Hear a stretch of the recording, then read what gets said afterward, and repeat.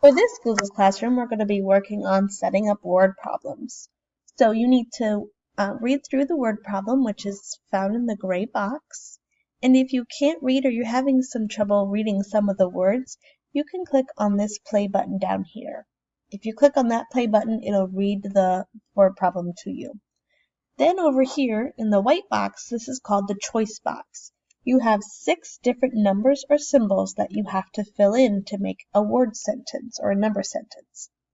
This number sentence should match your word problem. So let's look at the first one together.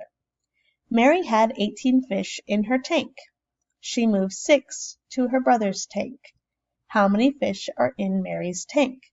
So just like we taught you in Viking math last week, you're going to be working with start, change, and result. You're looking for which number she started with, if any number changed that start number, and her result number or her ending number.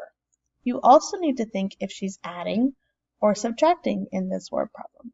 So for this one, I know that she is subtracting because she moved the fish away from her tank. She took them away. And I know my equal sign goes right before my result.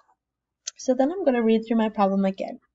Mary had 18 fish in her tank. I know that's my start number because that's the first number I see. She started with 18 fish.